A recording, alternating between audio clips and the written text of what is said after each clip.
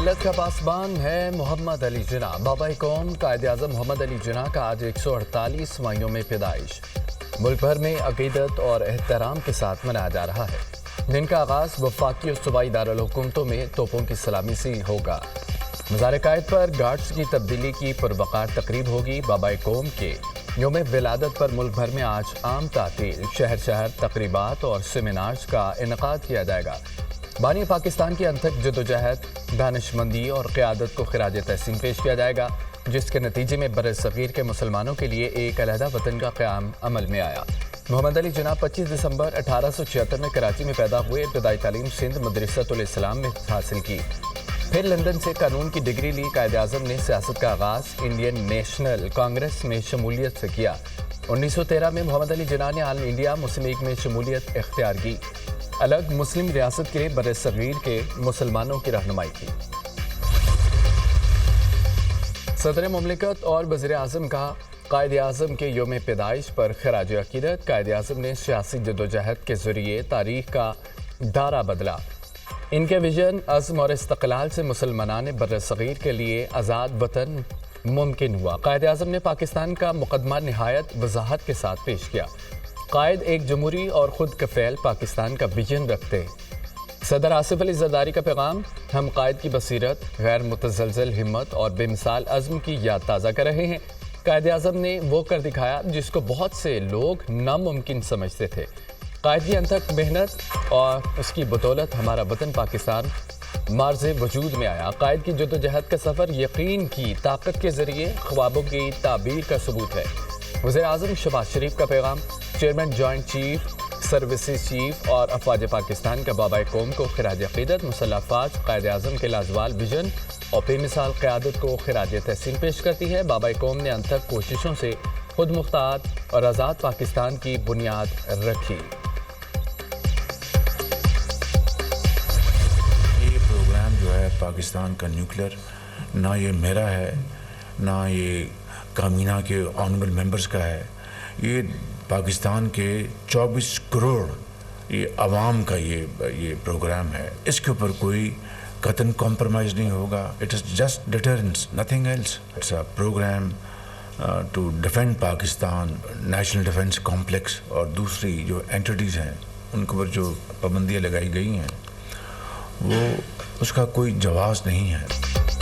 ایٹمی پروگرام پر کوئی سمجھوتا نہیں ہوگا۔ پاکستان کا ایٹمی پروگرام 24 کروڑ عوام کا ہے۔ ملک کا دفاعی نظام جارحیت کے لیے نہیں، دفاع کے لیے ہے۔ نیشنل ڈیفنس کمپلیکس اور دیگر اداروں پر پابندی کا کوئی جواز نہیں۔ پاکستان کے خلاف مذموم سازشیں کامیاب نہیں ہونے دیں گے۔ چند ماہ میں دہشت گردی کے واقعات میں اضافہ ہوا، دہشت گردی کے خاتمے تک چین سے نہیں بیٹھیں گے۔ کرم میں جب قتل و غارت گری ہو رہی تھی، اس وقت اسلام آباد پر چڑھائی کی جا رہی تھی۔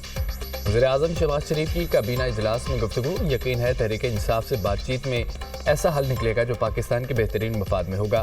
مذاکرات کا مقصد یہی ہے، ذاتی مفادات کو قومی مفادات کے تابع کریں، کسی کی نیت پر شک نہیں۔ امید ہے دونوں کمیٹیاں ملکی مفاد میں بہترین فیصلے کریں گی۔ وزیر اعظم پرعزم۔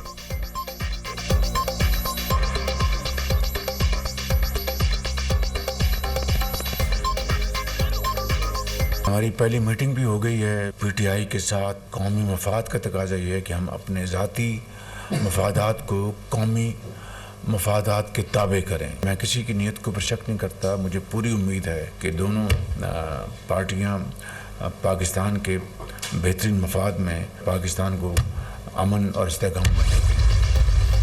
پاکستان کے میزائل پروگرام پر امریکہ کو دو ٹوک جواب۔ میزائل پروگرام پر امریکی پابندیاں غیر قانونی اور ناانصافی پر مبنی قرار۔ امریکی پابندیوں سے پاکستان کے دفاع اور دفاعی فیصلوں پر کوئی فرق نہیں پڑے گا۔ پاکستان کے میزائل پروگرام سے امریکہ کو کوئی خطرہ نہیں۔ خطے میں میزائل سسٹم اور جوہری ٹیکنالوجی کی دوڑ بھارت نے شروع کی۔ بڑی طاقتوں کو بھارت کے خلاف قدم اٹھانا چاہیے۔ پاکستان کی سیکیورٹی کا فیصلہ پاکستانی قوم کرے گی۔ پاکستان ہر ماضی میں بھی بہت سی پابندیاں لگی، ہم نے اپنی سیکیورٹی پر توجہ مرکوز رکھی۔ ترجمان دفتر خارجہ ممتاز زہرا بلوچ۔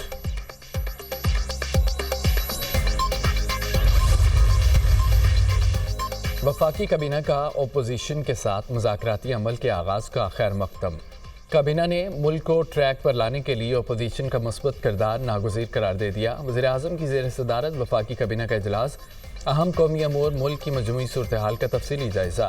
काबीना का सिक्योरिटी एहलकारों की कुर्बानियों को खिराज तहसीन, वफाकी काबीना का कौमी सलामती को हर हाल में मलूज़ खातिर रखने पर जोर।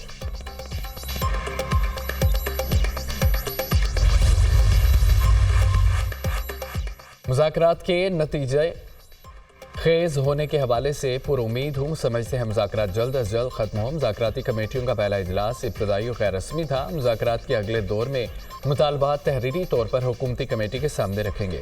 बानी PTI को मुज़ाकरात पर ब्रीफिंग दी है। बानी PTI ने मुज़ाकरात टाइम फ्रेम में मुकम्मल करने की हिदायत दी है। कोशिश करनी चाहिए कि सारे मसाइल का हल ज़रूर निकल आए। चेयरमैन PTI बैरिस्टर गौहर की अडयाला जेल के बाहर मीडिया से गुफ्तगू।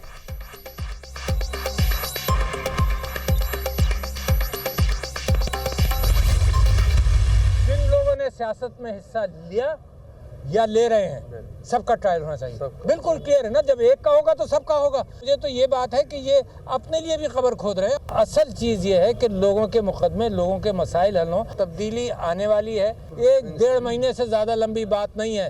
खान साहब रहा होंगे, इमरान खान साहब को रहा करके जनाब हाउस अरेस्ट में कर दें। ये मैं तो मशवरा दूंगा खान साहब को कि ये तजवीज़ पर नहीं अमल करें। जिन लोगों ने इस सियासत में हिस्सा लिया, सबका ट्रायल होना चाहिए। एक का मिलिट्री ट्रायल होगा तो सबका होना चाहिए। ये अपने हाथों से अपनी कब्र खोद रहे हैं। बातचीत साहिब इक़्तिदार से होती है, साहिब हुकूमत से नहीं जो मुक़्तदर हो। चाहते हैं मुल्क में सालिसी हो, मामलात का हल निकले। मुज़ाकरात में जैसे होना चाहिए था वो ज़मानतें कराने में मसरूफ़ था। हमारा सारा वक्त मुक़दमात में ज़मानतें कराने में लग जाता है। तब्दीली आने वाली है, सितारे हरकत में आ गए हैं। बानी को दूर रखने के लिए जमहूरियत को तबाह किया गया। ज़्यादा लंबी बात नहीं, 1.5-2 माह में बानी PTI रिहा होंगे। बानी को मशवरा दूंगा हाउस अरेस्ट वाली तजवीज़ पर अमल ना करें। साबिक सदर आरिफ अलवी की मीडिया टॉक। जिसकी भी हमारी लीडरशिप है वर्कर, उनको रिहा किया जाए। हम रिहाई का मतलब नहीं है कि हम कोई रियायत मांग रहे हैं, क्योंकि एक इलीगल और एक इंतकाम की बुनियाद पे इन्होंने ये सारी केसेस बनाए हैं। इसकी कोई कानूनी हैसियत नहीं है। 9 मई का और 26 नवंबर का जो वाक़यात हुए हैं उसके ऊपर जो है ना सीनियर तरीन जजेस ऑफ सुप्रीम कोर्ट के तहत जो है ना जुडिशल इंक्वायरी हो। मुज़ाकरात के हवाले से किसी से गारंटी नहीं मांगी। अपने मौक़िफ़ से किसी सूरत पीछे नहीं हटेंगे। बानी PTI और सियासी वर्कर्स को रिहा किया जाए। 9 मई और 26 नवंबर के वाक़यात की जुडिशल इंक्वायरी की जाए। हुकूमत इंतकामी कार्रवाइयाँ कर रही है। आइन से बालातर फैसले होंगे तो अवाम कहाँ जाएंगे। PTI रहनुमा असद कैसर की मीडिया से गुफ्तगू। फार्म 47 वाली हुकूमत है, मजबूरी में बातचीत कर रहे हैं। उम्मीद है मुज़ाकरात कामयाब होंगे। इलेक्शन पर तहकीकात और नए इलेक्शन कराना भी हमारा मुतालबा है। Opposition leader Umar Ayub, military courts में सिविलियन के ट्रायल से मुतालिक फैसले को चैलेंज करने का ऐलान।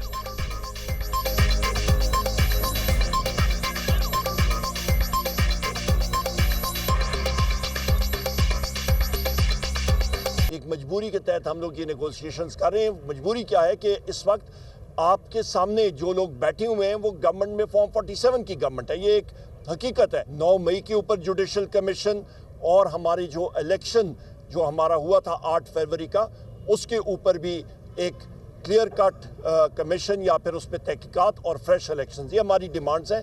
तो मिलिट्री कोर्ट उठ के जुडिशरी जो एक सतून है उसका फंक्शन नहीं उठा सकते। EU या UK या US अब मिलिट्री कोर्ट्स के हवाले से कोई तशवीश जाहिर कर रहा है, तो that's certainly in accordance with the law and the constitution, because the law of the land and the constitution provides and permits कि सिविलियंस का ट्रायल मिलिट्री कोर्ट्स में हो।